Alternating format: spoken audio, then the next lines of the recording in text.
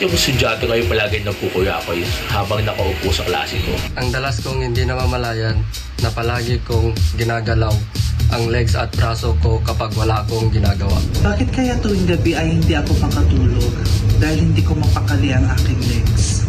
Ano kaya ang madalas na dahilan ng paggalaw ng aking legs na hindi ko namamalayan? May gamot kaya sa hindi ko namamalayan paggalaw ng aking braso at legs? Mga kada, ngayong Restless Legs Awareness Day, ay alamin natin kung anong dapat gawin kung kayo ay nakakaranas ng Restless Legs Syndrome.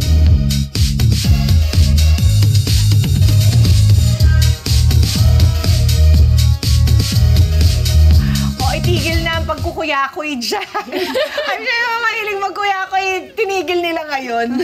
Para mas maintindihan po natin ang causes at symptoms ng RLS or Restless Leg Syndrome, makasama po natin ang isang doktor for general medicine, si Doc Via Galban. Hello, Good morning, Doc. Doc. Good morning, Miss Pia, Miss Emma. Good morning po sa ating mga kada po. Okay, Doc. Ang pagkukuyakoy ba? Ano pa, Emma? Ang pag-open-close ng legs. Meron pa yung ganito. May ganyan, merong ganon. Oo. Merong tapping feet, di ba? Yeah, Yung yeah. po ba ay mga simptomas ng restless leg syndrome? Magandang pag-usapan natin yan, no, Miss Pia, no, Miss Emma, kasi usually the mannerisms, pwedeng it can be fidgeting or it can be yung tinatawag nga natin na restless leg syndrome. So yung restless leg syndrome is actually a movement disorder, and it can be caused by a lot of things. It can be triggered by stress. It can be also triggered by intake of certain medication, certain substances like alcohol, caffeine. Ang kinaibahan nito sa kuyakoy or fidgeting is it's a medical condition. So usually, yung mga taong may restless leg syndrome ay nakaka-feel ng sensation sa leg nila. Usually, it's aching, nananakit, pananakit ng legs, or di kaya may kumakate, or sometimes, parang pinprick sensation siya, parang pins and needles, that can be relieved kapag minumove nila yung legs nila. Usually, nakikita natin ito, one part of the body, but it's more common, especially when sa dalawang sides ng katawan natin sa legs. Ang kinaibahan nito sa usual fidgeting is it becomes worse at night. And usually, ang pinaka-tinitingnan natin dito is may sleep disturbance. Kasi kapag may restless leg syndrome tayo, minsan kapag natutulog tayo, may jerking movements. So, those are the things na tinitingnan to differentiate yung mannerism or yung pag-fidget lang versus the medical condition. So it causes sleeplessness. Yeah, no? yes. Insomnia. Hindi makatulog ang mga taong may RLS. Either hindi makatulog or nadidisrupt yung tulog nila. So, sila, medyo hindi well-rested, especially in the morning, because of the sleep disturbance ng restless leg syndrome. So, a very important distinction is kapag nakakaramdam sila ng pain or ng itchiness, pins and needles na nare-relieve kapag ito ay ginagalaw natin. Yes. Kapag ang mga binti natin ay ginagalaw natin. Pero kung wala namang, in the absence of those, normal na mannerism lamang, or baka ikalimang tasa ng kape na kayo. Tanong-tanongin nyo rin ang inyong mga sarili. Meron bang lunas dito, Doc? Yeah. Actually, Miss Pia, it's important for us to know that nare-relieve siya. It's because that one distinguishes it, And most importantly, ang lunas, or ang treatment for restless leg syndrome is usually through medication, or through lifestyle-related changes. So before we go into that, yung restless leg syndrome kasi, medyo pinag-aaralan pa ngayon ng mga eksperto what causes it. But one of the theories that we have is may part kasi ng brain natin that controls our movement. And yung part ng brain na yon, may mga neurotransmitters na ginagamit para makontrol yung movement. Yun yung tinatawag natin na dopamine. So pag bumababa yung dopamine sa katawan natin, no, it can cause movement disorders. No? Same with Parkinson's. No? Yeah. So before you diagnose restless leg syndrome, kailangan mo nang ma-rule out lahat. It's not Parkinson's, it's not ADHD. No? And then, no, from that particular theory, dun din nanggagaling yung pwedeng treatment dito. No? Kasi walang cure, unfortunately, si restless leg. But the symptoms can be minimized by the treatment. No? So, may mga At saka, Doc, medication. give us an idea, how often do people who suffer from this experience it? As in nightly, ganun? Pwede, no? I was researching, people over 40 Yeah. are at risk. Sino pa po? Usually, no, it can actually occur in any age. No, yun yung ano lang dito, no, yun yung kinaibahan dito. It can occur at any age, but it's more common. Usually, ang onset niyan is after 40s or medyo at advanced age na at 65. But if you have early onset, no, before 40s, it can worsen as you progress in your age, no. And more often than not, no, sa mga pag-aaral, sa mga case studies, surveys, no, mas more common siya nung nakikita siya sa women, actually. No? Lagi na lang kami. Bakit naman pa? Doc, meron bang food na nagpapatrigger naman nito? Miss Emma, that's a very good question, no? Kasi there are yung sinasabi ko kaninang substances na number 1, caffeine is a trigger, no? Number 2, alcohol. No? So ano nga yun, Doc? Every night, ma-experience nila yun? Not just every night, no? But it can happen any time of the day, no? But it's worse at night.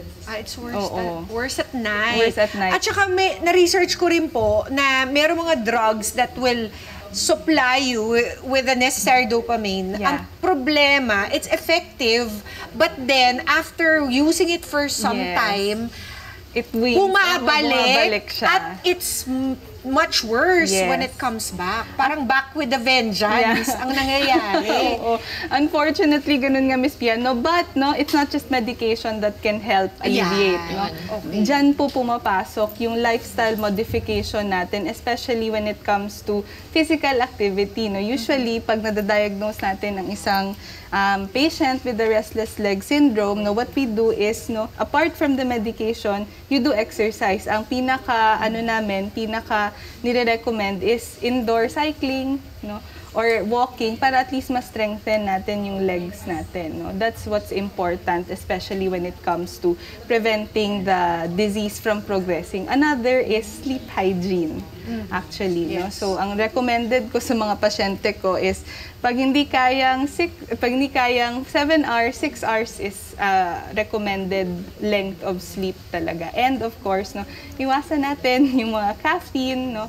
Tsaka ipa-check natin kasi sometimes Screen time. yes, screen time is really a trigger for that, no. But sometimes, no, especially for women, no, pwedeng risk is anemia. No? So, Yes. Low iron deficit, Yeah. no? Oo. So,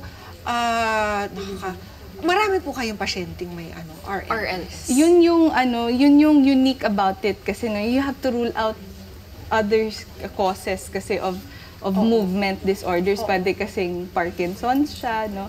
So, And more it's not often, that easy Yeah, to tell them apart, Doc. Yes, oo. Kasi we have to rule out everything first na hindi yung movement disease mo is not caused by any other organic symptom or any organic syndrome or disease before ka mag-rule out ng RLS, no? Walang specific laboratory, no? Walang laboratory test to diagnose it, no? Dapat ma-eliminate mo lahat ng possible diseases before you can say that it's RLS. Sa ngayon po, sa inyo, marami na po kayong patients nito. Usually, no, what I do, no, is to screen them. More often than not, there's an organic disease, no. But in the Philippines, there are, no. Ang nga lang, because it's not as known, no, hindi natin wala tayong masyadong information about it. That's why it's important, actually, in kada umaga that we actually talk about this is because, no, not a lot of us nakakaalam na pwede palang restless leg na itong nararamdaman ko, hindi ko lang alam. That's what causes sometimes no, yung hindi natin pag-diagnose and yung medyo mababang record, especially when it comes to restless leg syndrome sa ating mga kababayan. So, if kailangan po ba silang mag-seek ng medical assistance, Doc? Or can they self-medicate and just drink iron or, Iwasan ng take mga out, food na nagtitrigger. take out the caffeine and the alcohol in their lifestyle? Actually, Miss Pia, no, that's an important thing to talk about. No? Kapag hindi po natin alam yung condition natin, better to seek medical treatment. Huwag na po pa tayo rin. mag-self-medicate or mag-Dr. Google. Doctor, Google Mahirap Docs. na. Google Docs yung tawag namin. Or WebMD. Doc, yung pala, it's also genetically passed It is. on. Namamana. Namamana siya, no? Unfortunately, that's a risk factor, especially kapag may movement disorder yung isa nating kapamilya, no? Or isang, relative. Mas higher yung risk natin of having RLS, no? Ayun. Another nga is iron deficiency. Others would be kapag nagtitake tayo ng mga medications such as antidepressants, mga ganong bagay. Wow. Yeah. Ang pinakamasakit dito sa disease na to is the sleeplessness Yes, Yun. oo. Hindi ka Kasi makakatulog Pagising mo umaga, parang hindi ka natulog. Yeah. Diba? Kaya Doc, mabuti pa ay ibigay mo na po ang inyong mga contact details para sa mga kada nating nag-isip habang tayo nagdi-discuss nito na parang Mapapaisip ka talaga. Actually, Teka lang. before mag-start Parang yung ako yun segment, napaisip ako, sabi ko, na-experience ko na ba to? Kasi baka mamaya, yung mga kada natin, na-experience na pala nila, pero akala nila, normal lang yun. Hindi nila alam, kailangan na palang magpa-consult. They didn't know it was a thing. Oo, it's a thing. It's a thing. It really is. Oo, kaya ipa-check up nyo na po kay Doc, yung thing na yun. Doc, saan ba kayo mahanap? Alright, no, sa ating mga kada po, no, especially kapag may nararamdaman po tayo, naku, huwag po tayong maging Google Doc or WebMD. No?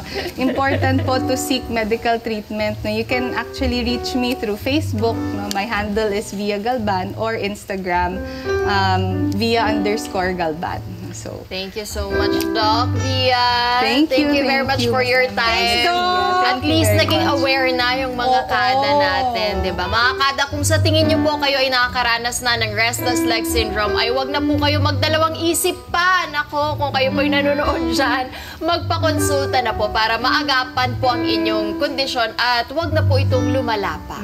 Gaya na nga sinasabi ni Doc kanina, baka ang inakala ninyong normal na paggalaw lamang ng inyong mga binti, gaya ng pagkukuyakoy, ay sintomas na pala ng isang hindi magandang bagay sa inyong kalusugan. Kaya mabuti pa po na magpakonsulta na kayo sa isang medical professional. Mga Kanet 25, this is Pia Guanyo Mago. For more Kada Umaga updates, please click the subscribe button and follow us on Net25 social media pages at Net25TV and at Net25 Entertainment Facebook page. See you guys. Bye!